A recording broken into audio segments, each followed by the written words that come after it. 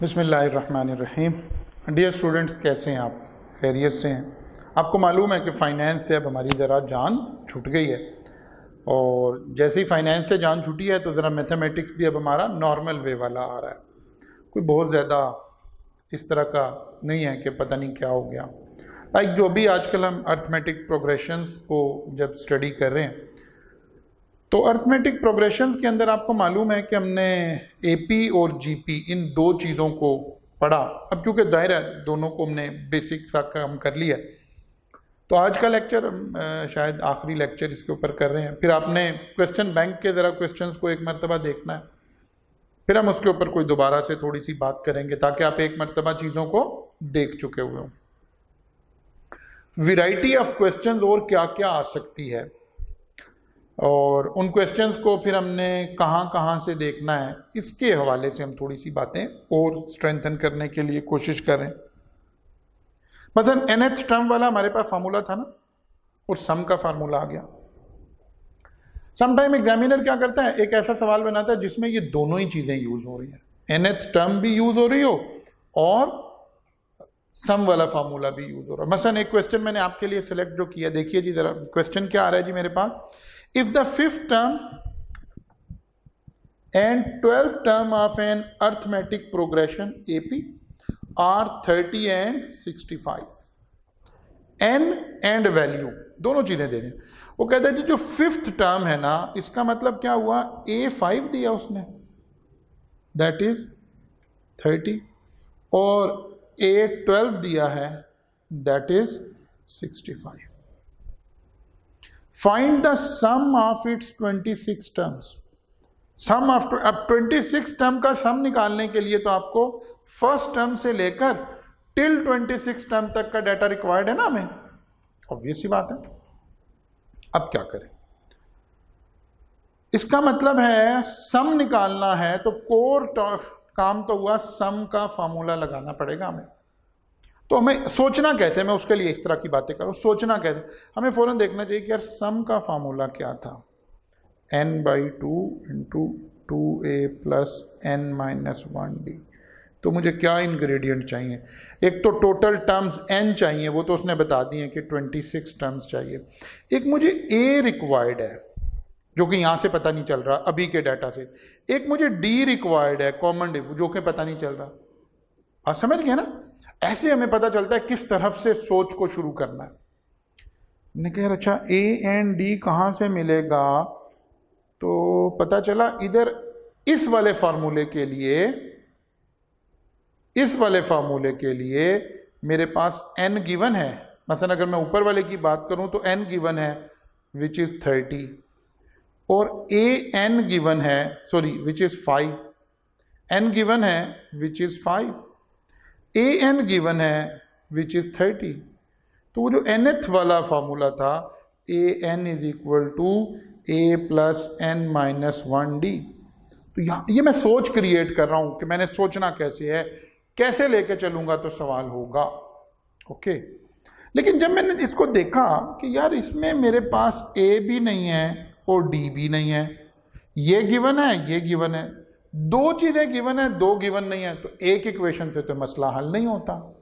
ये वो बुनियाद है मैथमेटिक्स की जिस तरह से हम सोचा करते हैं किसी भी क्वेश्चन को। जब इंटर रिलेटेड क्वेश्चन आता है तो फिर ऐसे सोच का आगाज करते हैं। अच्छा जी, चलिए जी, अब मैं आपको दिखाता हूं कि हमें सॉल्व कैसे करना है। ऑब्वियसली देखिए जी, मेरे पास पहला डाटा जो गिवन है वो है fifth term of AP is 30। ये पहला क्लू है मेरे पास बेसिकली, इससे मुझे चलना है। तो मैंने क्या किया, an इज इक्वल टू 30, ये fifth term a plus n-1d is equal to an, वो फार्मूला लगा दिया, उसमें डाटा पुट कर दिया, इसको थोड़ा सा रीअरेंज कर लिया। ये मेरे पास एक इक्वेशन बन गई है जिसमें दो अननोन है अभी, अनफॉर्चुनेटली a भी गिवन नहीं है, d भी गिवन नहीं है। बाकी जो डाटा था मैंने बेसिकली वो उस इक्वेशन में पुट कर दिया। किस इक्वेशन में, वो जो nth टर्म वाला फार्मूला था ना, an is equal to a plus n-1d, इसमें मैंने पुट कर दिया। जनाब एक इक्वेशन बन गई मेरे पास। जिसमें दो अननोन है। वो जो मेरा कैलकुलेटर मुझे हेल्प कर रहा था इक्वेशन सॉल्व करने के लिए, इसको नहीं सॉल्व कर सकता। एक अननोन को सॉल्व, एक इक्वेशन से तो एक अननोन निकल सकता है। ओके, कोई बात। इसके लिए एग्जामिनर ने हमें दूसरा डेटा दिया। फिर उसने कहा जी 12th टर्म जो है ना वो 65 है। हमने सेम प्रोसेस इस पे लगाया। 65 nth term is 65, a plus n minus 1d, इसको रीअरेंज किया तो एक इक्वेशन किया। अब मेरे पास दो इक्वेशन आ गई, इक्वेशन 1, इक्वेशन 2। दो इक्वेशन है, दो अननोन वेरिएबल है, ठीक है ना। दो इक्वेशन है, दो अननोन वेरिएबल है, तो साइमल्टेनियस सॉल्यूशन से सॉल्व हो जाएगा ना। तो आपने क्या किया, कैलकुलेटर के अंदर इक्वेशन के मॉड में जाकर मॉड से इक्वेशन का मॉड कौन सा था, 5, और 5 में पहला साइमल्टेनियस सॉल्यूशन। तो जरा देखिए जी, a इज इक्वल टू कितना है पहली इक्वेशन में, 1 एंटर, 4 एंटर, 30 एंटर। फिर सेकंड में 1 enter, 11 enter, 65 enter, equal a आ गया 10 और b आ गया 5। क्या आ गया जी, a आ गया 10, वो कॉमन डिफरेंस आ गया 5। साइमल्टेनियस सॉल्यूशन अलजेब्रिकली हमें सॉल्व करने की जरूरत नहीं, डेली हम ये बात करें, जाहिर है ये टूल हमें अलाउड टूल है, हमने अपने टूल को यूज कर लिया। अब हमारा मसला रिजॉल्व हो गया। क्या रिजॉल्व हो गया जनाब, क्या रिजॉल्व हो गया जी, रिजॉल्व ये हो गया है कि अब सम का फार्मूले में जो इंग्रेडिएंट चाहिए थे वो पूरे हो गए हैं। कितनी टर्म्स का सम निकालना है, 26 का, n मालूम हो गया 26, a मालूम हो गया 10, d मालूम हो गया 5। निकाल लें सम का फार्मूला, हाथ फॉलो करके। सेम क्वेश्चन में दोनों चीज़ें हमारे पास आ गई। अब हमने ये सारा डाटा डाल दिया, 26 था और ये सारा पुट किया, तो दिस इज योर आंसर। तो दो इक्वेशन को हमने जोड़कर एक सवाल बना लिया, वहाँ से आपने इसको देखा। सो आपको अंडरस्टैंड करना है कि कैसे ये सारा काम हो रहा है। थोड़ा सा वर्किंग करेंगे। अपनी आई कैप की किताब को पढ़िए फ़िलहाल, इंशाल्लाह एक आध रोज़ में इसके नोट्स भी आपको मैं प्रोवाइड कर दूंगा, फिर और आ जाएगा आपके पास प्रैक्टिस मटेरियल, तो उसकी मदद से आप इसको फिर लेकर चल रहे होंगे। बाकी बहुत सारा काम ये मैंने आपको ऑलरेडी करवाया हुआ था। मैं अभी एक दो चीज़ें जहाँ पर मैं कुछ चीज़ें ऐड करना चाह रहा हूँ। Representation of terms in AP, इसके ऊपर हमने बात की थी। मैं इसको थोड़ा सा आपको और डिटेल में एक्सप्लेन भी करना चाह रहा हूँ। अगरचे मैंने उस दिन भी कहा था कि ज़्यादातर काम 3 वाले क्वेश्चन में से ही आ जाता है, इसलिए आपने वहीं से इसको लेना है और वहीं से इसको कर लिया, लेकिन थोड़ा सा वैल्यू एडिशन करना चाहते हैं। उस दिन भी मैंने लेक्चर में आपसे बात कही थी कि सवाल किस तरह बना। तो कहता या 3 टर्म्स हैं, या 4 हैं, या 5 हैं, या 6 हैं। असल में वो क्या कह रहा है, वो जो हमारा एक सवाल आपने किया था ना solve, the sum of 3 number in AP is 33, 3 number.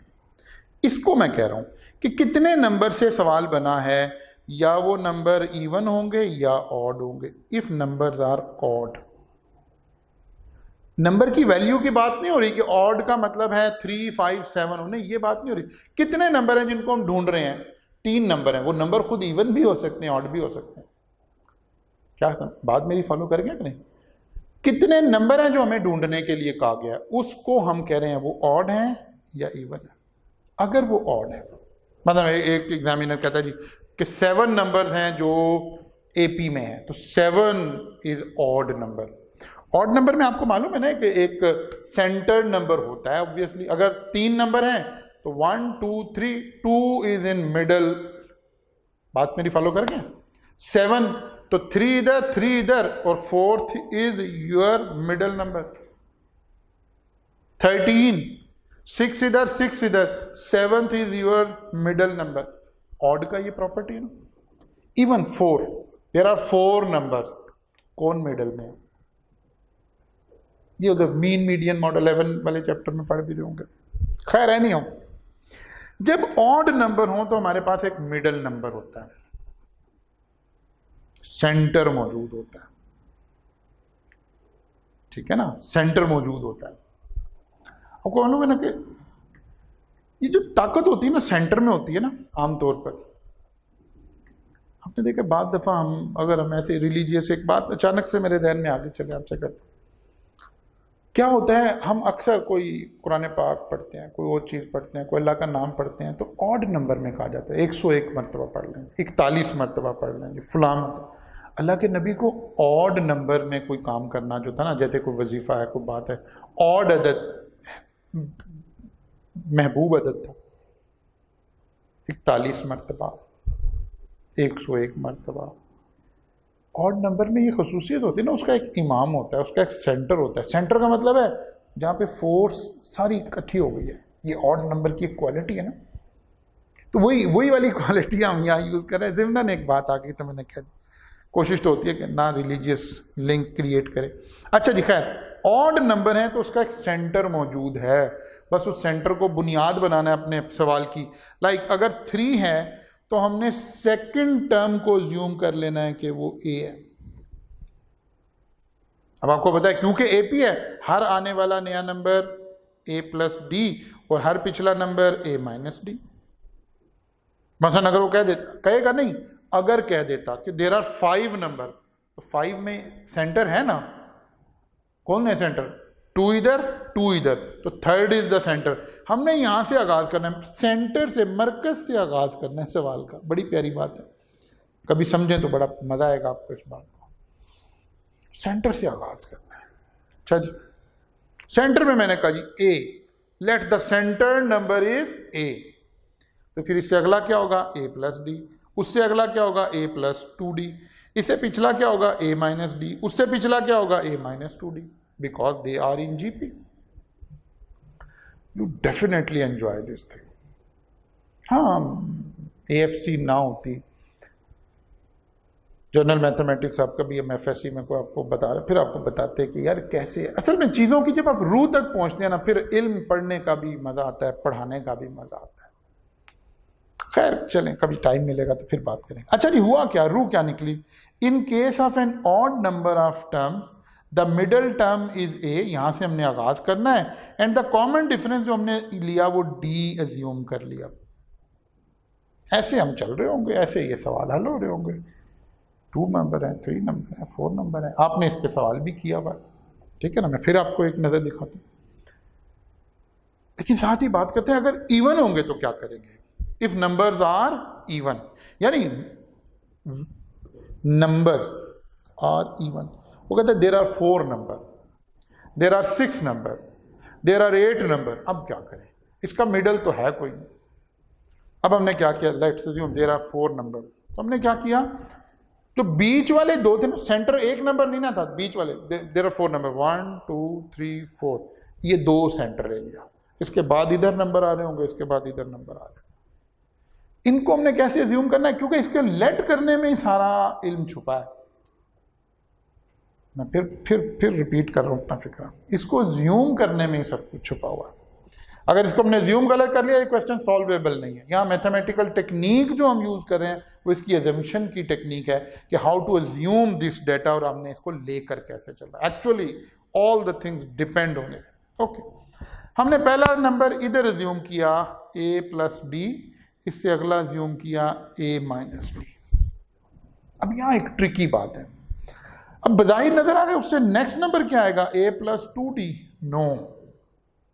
उससे पीछे वाला नंबर क्या आएगा, ए माइनस 2d, नो। इसको गौर करें, ये गलती से नहीं लिखा हुआ, इसके बाद आया ए प्लस 3d, इधर आया ए माइनस 3d। अच्छा जी, ये क्या हुआ है? चले एक और एग्जांपल से समझाता हूं। हमें इसकी जरूरत नहीं है, लेकिन हम अपनी आदत से मजबूर है ना कि बच्चे को कॉन्सेप्ट डिलीवर करें। भाई टीचर का काम है कि वो कॉन्सेप्ट डिलीवर करे, सोल्यूशन डिलीवर करना टीचर का काम नहीं है। यहाँ तो बहुत सारे लोग उस्ताद बने फिरे इसी बात पर कि जी हम सोल्यूशन करें, हमने सारे सवाल हल कर दिए। नहीं, the concept is required. Actually clarity of the concept is the main role of the teacher. देखिए जी, इफ देयर आर 6 टर्म्स, 6, 1 2 3 4 5 6, हाँ 6 का हाफ करूं, 3 उधर, तो सेंटर में किसको लाऊं? इसका मतलब है सेंटर में क्या आया, ऐसे लिखूं, चलो मैं आपको आसानी कर देता हूं। 1 2 3 4 5 6, 3 उधर नहीं, 2 इधर और 2 इधर, ये 2 सेंटर है। मेरी बात समझ रहे हैं कि नहीं समझ रहे? 3 and 4 is assume to be a centre. इसमें से अगले वाली को क्या ले लूं, a प्लस डी, पीछे वाली को क्या ले लूं, a माइनस डी। देखिए जरा, a plus D, a minus D. लेकिन इससे अगली a प्लस 3d, उससे अगली a प्लस 5d, इससे पिछली a minus 3d, a minus 5d। Actually number are even. तो क्लू ओपन करने लगा हूं आपके साथ। जो आंख ही से न टपका तो फिर लहू क्या है, ठीक है ना? हर एक बात पे कहते हो कि तू क्या है, तुम्हें कोई अंदाज़े गुफ्तगू क्या है, ठीक है ना? तो अगर समझ ही ना आया तो फिर क्या फ़ायदा हुआ, अगर हमने पढ़ाया भी और आपको समझ ना आया। देखिए रू क्या है, वो जो इवन ऑड ढूंढ रहे थे ना, वो ढूंढ ही इसलिए रहे थे when there is even number, तो हम अजम्पशन लेते हैं कि जो कॉमन डिफरेंस है ना वो इवन है, यानी 2d का कॉमन डिफरेंस है। कहाँ से? सेंटर से। 2d यहाँ से, इन दो को तो हमने पहले अज्यूम कर लिया, फिर इधर 2d अज्यूम ऐसे करते हैं, ऐसे चलते हैं, इसको ऐसे लेके चल रहा है। In case of even number of term the middle terms are, middle term तो यही लेनी है, and the common difference is 2d। आप कहें सर इनके दरमियान क्यों 2d नहीं है? तो भाई ना को ऐसे सॉल्व करके देख लो। क्या करते थे, कॉमन डिफरेंस कैसे लेते थे? बाद वाले में से पहले वाला माइनस करते थे, बाद a plus D minus a plus D, क्या कॉमन डिफरेंस आ गया भाई? 2d आ रहा है। क्या करें ऐसे, ठीक है ना? एक्चुअली क्या हुआ, जब when the number are even तो हमने अज्यूम कर लिया common difference is even.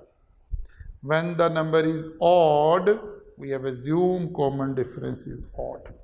Actually the real concept is this. लेकिन इतनी मेहनत की जरूरत नहीं है, कहीं छोटे छोटे की कहीं बात आ जाती है तो उस तक ले जाने के लिए आपसे बात हो रही। ओके जी, तो ज़रा इसको देखना है कि ये इस वाली बात को अज्यूम करना है। The whole art lies in assumption.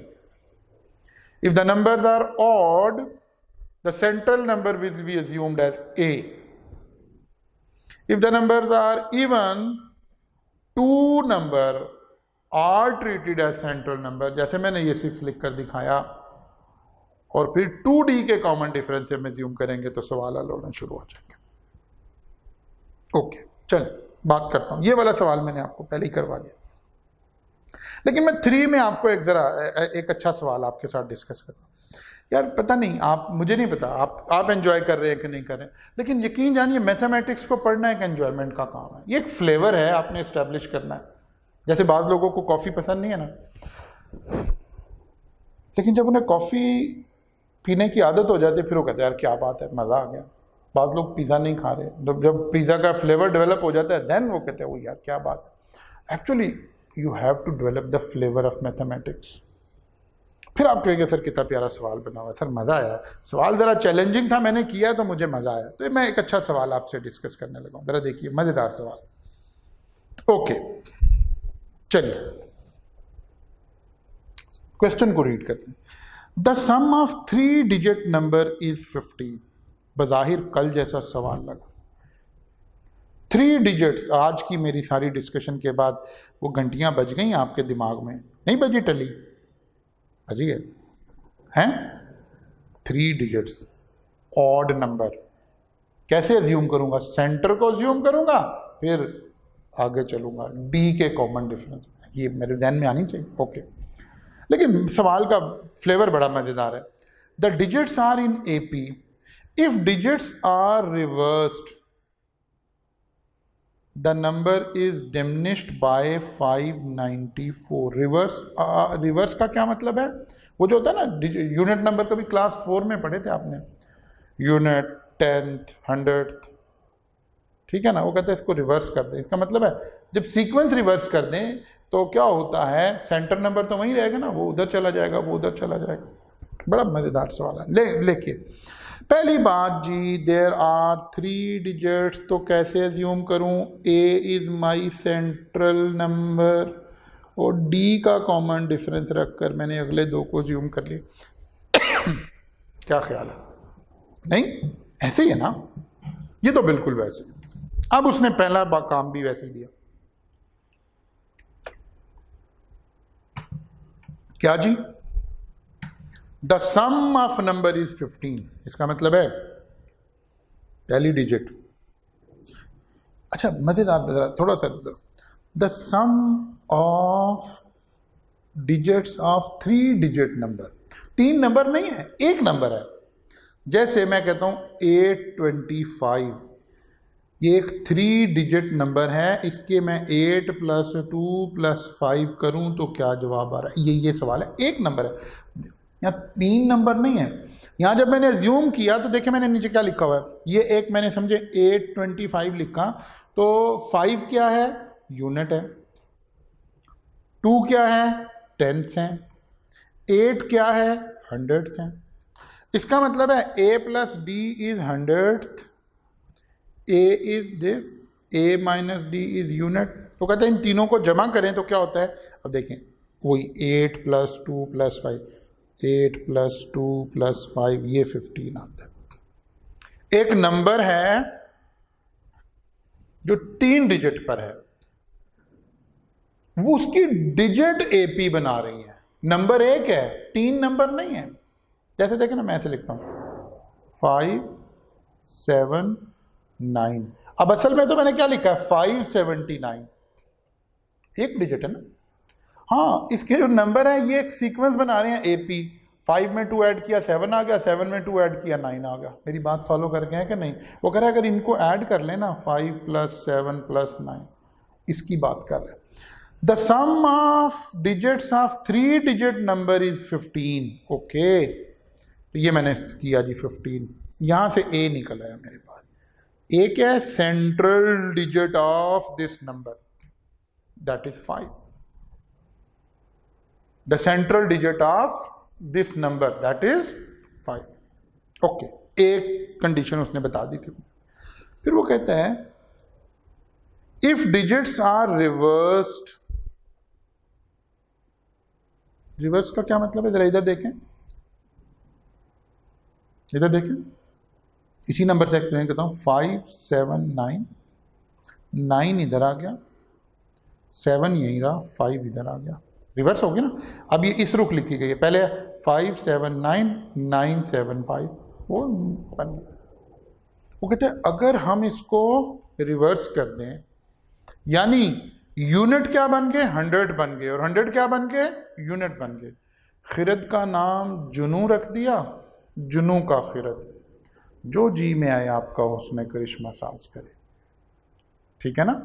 तो जो जी में आए आई कैप का एग्जामिनर करे भाई।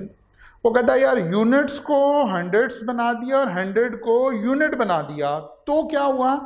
वो कह रहा है then the number is diminished by number, sum नहीं। और करें, बड़ी सारी बातें डली, बड़ा प्यारा सवाल है। वो कहते हैं the number is diminished by, यानी अब इन 2 के डिफरेंस की बात हो रही है। मेरी बात फॉलो कर रहे हैं कि नहीं? ओके, अब जब मैंने नंबर लिखना है तो नंबर तो जब भी बनेगा ना, 100 को 100 लिखूं, 10th को 10th लिखूं, यूनिट, तो मैंने पहला हमारा ओरिजिनल नंबर। अब डिजिट की बात नहीं हो रही, नंबर की बात हो रही है। जब मैं नंबर बोलूं तो ऐसे ही बोलूंगा ना, 825, ऐसे ही बोलूंगा ना। अब क्योंकि ये 100 पे है, ये 100 पे है, तो तवज्जो करें बेटा जरा, मैंने इसके साथ 100 लगा दिया, ठीक है। क्योंकि जरा चले मैं इधर से एक्सप्लेन करता हूँ। अगर मुझे इसको एब्रीविएट करना पड़ गया कहीं पे, तो मैं क्या लिखूं? 800 जमा 20 जमा 5, तो फिर ये 825 बनेगा ना। ये कभी क्लास 4 में करते थे आप, जब ये नंबर सिस्टम पढ़ रहे थे। वो भूल गए ना, आप बड़े हो गए, है ना। चले, मैं नहीं कहता। ओके, तो ये वो 800 बना दिया मैंने इसको, ये मैंने 10 बना दिया इसको, ये मैंने 1 ले लिया, ये पहला डिजिट आ गया। ये इधर से समझे, यहाँ से समझे, फिर समझ आएगी बात। मैं रुक जाता हूँ, कोई बात नहीं, आप इस बात को ज़रा एक दफ़ा जहन में बिठाएं। ओके चलिए कोई बात नहीं, मैं एक बात और ऐसे भी एक्सप्लेन कर देता हूँ आपको, फिर से एक्सप्लेन कर देता हूँ, कोई बात नहीं। देखिए एक नंबर था मेरे पास, लेट्स अज्यूम 952, ऐसे ही मैंने एक नंबर लिख दिया, ठीक है। या चले मैं आपको उसमें भी लिख देता हूँ ताकि आपको और क्लैरिटी में बात रहे। चले ऐसे लिखता हूँ 5 3 1, ये एक नंबर है 531। अगर मैंने इसको एक्सपेंडेड फॉर्म में, वो क्लास 3 में पढ़ते थे, एक्सपेंडेड फॉर्म में लिखना होता था तो मैं क्या करता था, ऐसे लिखता था ना 500 + 30 + 1, तो ये 531 का आंसर आ गया है। वो क्लास 3 के मैथमेटिक्स आकर 3-4 में आप ये यूनिट नंबर और इसकी बातें। अब वो कहते हैं हमने इसको चेंज कर दिया, क्या चेंज कर दिया, 135 हो गया, नंबर छोटा हो गया।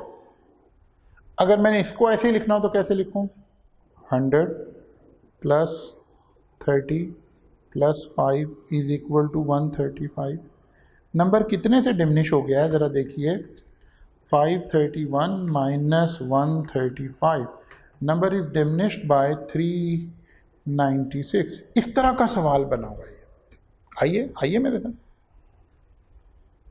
If digits are reverse the number is diminished by 594। अब मैंने नंबर को एक्सपेंडेड फॉर्म में पहले ऐसे लिखा है, ये देखिए, पहले मैंने पहले नंबर को एक्सपेंडेड फॉर्म में लिख दिया,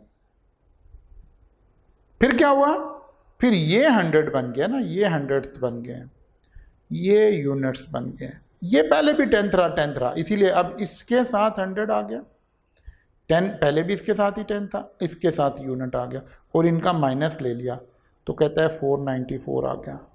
जब मैंने इसको सॉल्व किया इक्वेशन को और ए की वैल्यू इसमें पुट कर दी तो मेरे पास डी आ गया 3। वो जो मैं आपसे कह रहा था ना कि ज़रा फ्लेवर तो लें क्वेश्चन का, कितना खूबसूरत क्वेश्चन, यकीन जाने मुझे सॉल्व करवाते हुए मज़ा आ रहा है। आप कह सकते हैं कि यस सर आपको तो मज़ा आ रहा होगा, लेकिन हमने पेपर देना है, हमें नहीं आ रहा, हमें तो मुश्किल लगा। नहीं, इसे 2 दफ़ा सॉल्व करें, इस वाली बात को साथ में लेकर चले, आपको मज़ा आएगा। ओके जी, ए भी आ गया, डी भी आ गया, ओके, ए आ गया, आइए ए आ गया, क्या आ गया 5, डी क्या है 3, 5 में 3 ऐड करें 8, 5 से 3 निकालें 2, इसका मतलब है वो नंबर 258 था। पहले तो डिजिट को ऐड करें, 2 + 5 + 8 कितना आ गया 15। ओके, पहली कंडीशन पूरी होगी। डिजिट को ज़रा पलटा लगाएं, ठीक है, क्या बन गया जी, ये 8 5 2, मेरी बात फॉलो करें, 8 5 2, कितना डिफरेंस है दोनों का, 852 - 258 594।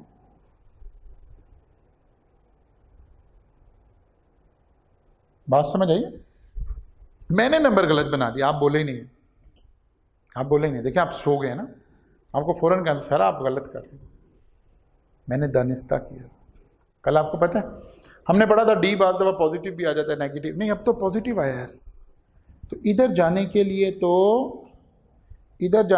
तो ए माइनस डी, ए प्लस डी, ये अब आपने सोचना है कैसे नंबर आपने एज्यूम किए, ठीक है। तो वहां से आपने इसको लेकर चलना है।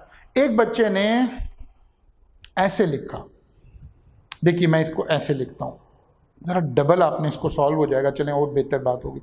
आपने ए लिया ना, तो इधर आएगा a प्लस डी और इधर आएगा a माइनस डी। ये दोनों तरह सॉल्व हो जाएगा ना, बिकॉज डी पॉजिटिव है या नेगेटिव है, सीक्वेंस एक ही जैसी बनेगी ना, या इंक्रीजिंग ट्रेंड बन जाएगा या डिक्रीजिंग ट्रेंड बन जाएगा। तो आप इसको ऐसे लेकर चले, मेरी बात फॉलो कर रहे हैं। फिर आपका पहला नंबर ये बनेगा, दूसरा ये बनेगा और ऑटोमेटिकली डिफरेंस ये आ रहा होगा। ये दोनों तरह से सॉल्व करेंगे तो एक ही बात हो जाएगी। एनीहाउ इस तरह का मैं कोशिश करूंगा, कोई एक सवाल और आपको करवा दूं बाद में या नोट्स में डाल दूंगा। आप कॉन्सेप्ट आपने मेरे साथ समझ लिया। Actually when we are teaching तो we are delivering the core concept of that question, ठीक है। उस कॉन्सेप्ट को आपने बुनियाद बनाना है, उसकी बेस पर आपने क्वेश्चन को सॉल्व करना है। ओके, चलिए देखेंगे, अगर ज़रूरत पड़ी तो एक क्वेश्चन और भी मैं इसको सॉल्व करवा दूंगा। लेकिन इस वाली टाइप के क्वेश्चन को आपको अंडरस्टैंड कैसे करना है, लेकर कैसे चलना है, इसके ऊपर बात हो रही है सारी। चलिए जी, अच्छा जी, अब मैं एक 4 वाला भी करवा दूं। अच्छा, 4 वाले का ना एक वो मल्टीप्लिकेशन का ब्लेंड है, एक कुछ और ब्लेंड है। तो हम चलें 4 को ज़रा टच कर लें ताकि आपको वो वाली बात अज्यूम करनी आ जाए। देखिए, मैंने एक सवाल लिया, the sum of 4 number in arithmetic progression is 20। अगर वो प्रोडक्ट दे देता ना तो फिर ये सवाल थोड़ा लंबा हो जाता है। हमारे वाले टाइप के एग्जाम में इस तरह का सवाल कम आता है, इसीलिए मैंने क्या किया, एक सवाल बनाते हुए ताकि आपको सवाल भी करवा लूं। And the sum of their square is 120। कितने नंबर हैं जी? 4। ओके, 1 2 3 4। तो इसका सेंटर तो कोई नहीं है, तो फिर ये 2 हमने चूज किए, एक ये एक ये। इसको क्या लूं? a plus D. इसको क्या लूं? a minus D. लेकिन इसको क्या लूं? a प्लस 3d, क्योंकि 2d का डिफरेंस लेना है ना, और a माइनस 3d। ये वही बात आ गई जो भी हम डिस्कस कर रहे थे आपसे। बात समझ गए कि नहीं? कंडीशन लगा दीजिए जनाब। क्या है जी? द सम ऑफ 4 नंबर, ये नंबर है, डिजिट नहीं है। सम ऑफ 4 नंबर इज 20। ये 4 नंबर मैंने ज्यूम कर लिया, एक नंबर, दूसरा नंबर, तीसरा नंबर, चौथा नंबर। लेकिन अजम्पशन लेते हुए मैंने सेंट्रल 2 को ज्यूम किया और कॉमन डिफरेंस 2d रखा। अच्छा, 3d 4d 5d कुछ भी हो सकता है, कॉमन सेम होना चाहिए था बस।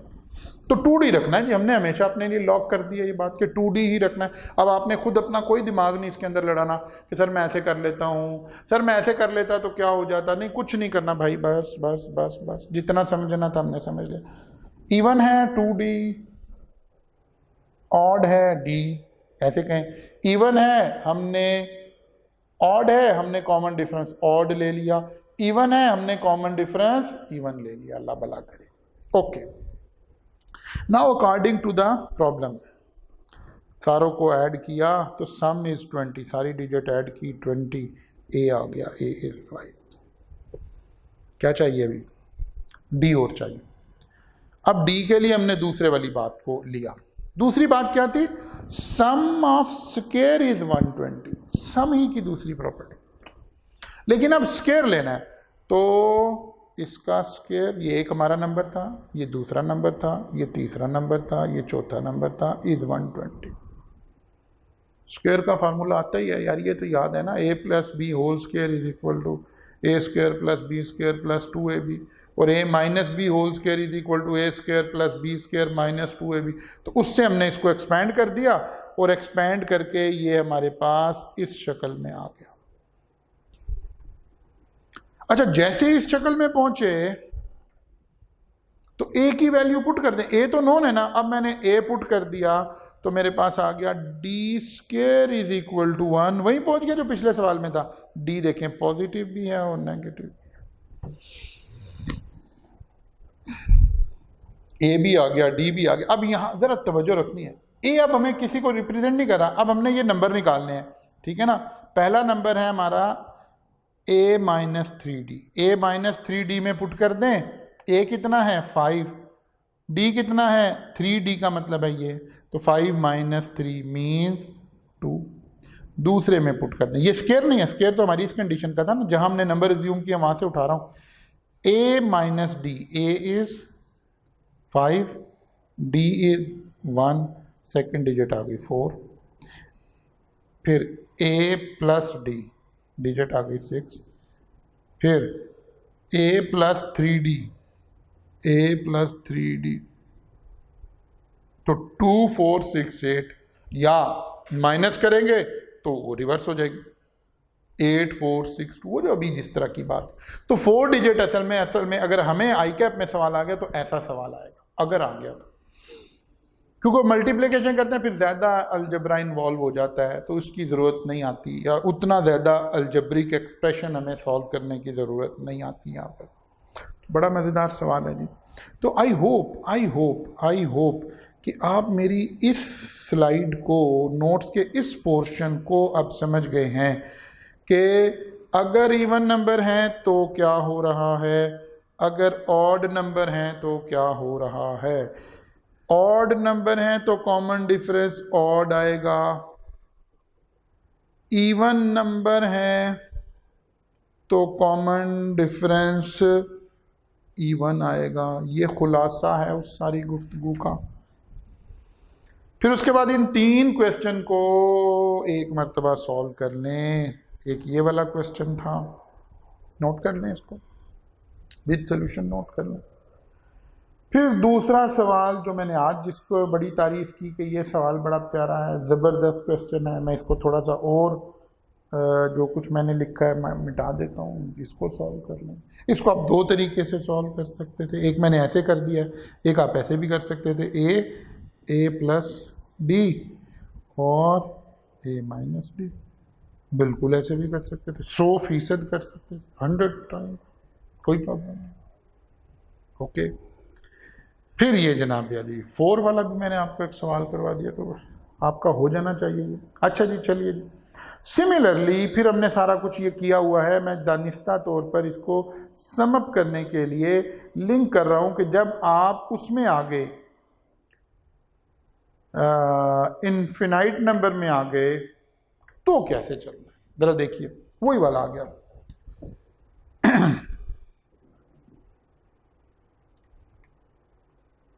इंसर्टिंग पे बाद में बात करता हूँ, पहले मैं इसी पर बात कर लूँ, इवन ऑड वाली बात है। Representation of terms in GP, दोनों को पढ़ लिया ना अब हमने, सेम वही बात है। अगर जीपी है और ऑड नंबर है तो आपने कैसे अज्यूम करना है, central number odd odd odd odd, centre में नंबर है ना, उससे आगाज करना है ए, और फिर अगला यहाँ मल्टीपल होता है ना ए आर, और उससे पिछला ए आर माइनस 1, और अगर ये 5 हो तो 5 का सेंटर का नंबर ए, फिर ए आर, फिर ए आर स्क्वायर, फिर इधर ए आर माइनस 1, फिर इधर ए आर माइनस 2, वही डिवाइडेड बाय, ओके। और अगर इवन है तो बेसिकली यहाँ क्या हुआ, यहाँ वही वाली बात है कि आर क्या है, एक आर आ रहा है, ठीक है। अच्छा, अगर ये इवन आ गए हैं तो फिर वही बात है, इवन में 2 को सेंटर लेंगे, एक को ये वाला रखेंगे ए आर, ये देखिए ये 3 नंबर है ना, 3 में से मैं ऐसे लिख देता हूँ, चले 1 2 3 4, तो 2 और 3 को एज्यूम करना पड़ेगा, एक को ए आर रख लिया, एक को ए आर माइनस 1 रख लिया, फिर वही 3 आएगा। यानी यहाँ पर कॉमन डिफरेंस क्या है, R square is the common difference, ठीक है ना। ये वही वाली बात है, एक में कॉमन डिफरेंस डी था, दूसरे में 2d था, एक में r है, दूसरे में 2r मीन r स्क्वायर हो गया। बात समझ आई है, लेकिन इतना ज़्यादा मसला नहीं है। इसमें भी वही 3 वाला ही आता है आमतौर पर। देखिए जी, the sum of 3 terms in GP is 13 and their product is 27, that's it. अच्छा, आपको एक चीज़ और गौर करनी है, जब मैं एपी में था तो एपी की रू क्या थी, एपी की रू थी कॉमन डिफरेंस ऐड हो रहा है, ऐड हो रहा है, ऐड हो रहा है, तो हमने पहले ऐड की प्रॉपर्टी लगाई, ए बार आ गया, जीपी की प्रॉपर्टी क्या है? मल्टीप्लीकेशन, मल्टीप्लीकेशन, मल्टीप्लाई हो रहा है ना, कॉमन मल्टीपल बोल रहे हैं इसलिए। तो पहले मल्टीपल की प्रॉपर्टी लगाए, देखिए जरा, द प्रोडक्ट इज 27। अब मैंने सम को नहीं पकड़ा, प्रोडक्ट को पकड़ा है, क्योंकि इसकी कोर प्रॉपर्टी प्रोडक्ट थी। मैंने प्रोडक्ट लिया, यहां से ए निकल आएगा मेरे पास, वहां सम लेते थे तो ए निकल आता था, अब सम लूंगा और इसमें पुट करके और बाकी को रिजॉल्व करके तो मेरे पास टर्म आ जाएगी। एपी की कोर प्रॉपर्टी क्या थी? ऐड, एडिशन से स्टार्ट लिया था। जीपी की और प्रोडक्ट को बाद में लाए थे। जीपी की कोर प्रॉपर्टी क्या है? प्रोडक्ट, प्रोडक्ट से शुरू किया, ए निकल आया, बाद में सम लाए। बस ये भी ऐसे छोटी सी एक ट्रिकी बात है। अगर हम यहां से शुरू भी करेंगे तो अगर पता चलेगा यार अभी ए नहीं है तो फिर कोई नहीं, बाद में ए निकाल लेंगे। ए पहले निकलेगा कोर प्रॉपर्टी से, तो इस बात को हमें अंडरस्टैंड करना है थोड़ा सा, ठीक है ना जी। तो अब जनाब अली, आप, मैंने बहुत सारे एपी के सवाल करवा दिए थे क्वेश्चन बैंक से, अब आप जीपी के भी करें। मैंने ऑल टाइप ऑफ क्वेश्चन आपके साथ बड़ी हद तक डिस्कस कर ली हैं। कोई एक दो क्वेश्चन लगे तो कल शायद मैं थोड़ा आपके साथ जीपी पे बात करूं, अदरवाइज इंशाल्लाह नया चैप्टर आगाज़ करेंगे। अब आपने इसके ऊपर काम करना है, फिर हम इसको रीइंफोर्समेंट में डालकर फर्दर इसके ऊपर इंशाल्लाह ताला काम तो करते रहेंगे, काम को कम नहीं करेंगे, लेकिन अब आपने आगाज़ करना है, ठीक है ना। सबसे पहले आप आई कैप के क्वेश्चन बैंक से क्वेश्चन को सॉल्व करना शुरू कीजिए, फिर मीन टाइम में मैं आपको नोट्स भी प्रोवाइड कर दूंगा, एडिशनल काम हो जाएगा, फिर उसमें से भी हम थोड़ी सी प्रैक्टिस करेंगे। लेकिन रोज़ाना काम कीजिए, फोकस करके चलिए, कोई जो फार्मूलाज हैं उनको बार बार लिख कर चलिए, ताकि ये आपकी थोड़ा सा ना आपके बिहेवियर के अंदर चले जाएँ, आपके पेन के ज़रिए से, आपकी आई साइट के ज़रिए से आपके माइंड में चले जाएँ। जब फार्मूला आपके माइंड में होगा तो रास्ते आपको नज़र आने शुरू हो जाएंगे। जो ट्रिकी क्वेश्चन आता है उसको हाईलाइट कर लिया कीजिए, ताकि पता लगे। कुछ क्वेश्चन है ना बिल्कुल बेसिक लेवल पर होते हैं, आपने आज पहली दफ़ा क्वेश्चन देखा और वो सॉल्व हो गया, ये क्वेश्चन दोबारा करने की तो ज़रूरत नहीं, आज देखा भी पहली दफ़ा तो आज भी सॉल्व हो गया। कुछ क्वेश्चन होते हैं थोड़े अच्छे होते हैं, आज थोड़ा जोर लगा है, थोड़ा समझने में टाइम लगा है, जैसे वो हमने डिजिट वाला सवाल किया, इसको हाईलाइट कर लिया करते हैं। इस सवाल को कभी एक आध दिन के गैप के साथ दोबारा भी सॉल्व करते हैं, ताकि हमें पता चले कि यार ये क्वेश्चन अब हमें आ गया है या उस दिन सर का सोल्यूशन देख के समझ आ रहा था। क्योंकि सवाल आने का तो मतलब है ना, अब मेरे सोल्यूशन, मेरे लेक्चर के बगैर आपको वो सवाल हल हो तो फिर तो आ गया, बिस्मिल्लाह करें। और अगर इसके बगैर हो रहा है तो फिर बात समझ आ गई। नहीं जनाब, थैंक यू वेरी मच जी। कल यहाँ से आगे चलेंगे इंशाल्लाह ताला, कोशिश करेंगे नया चैप्टर का आगाज़ करें।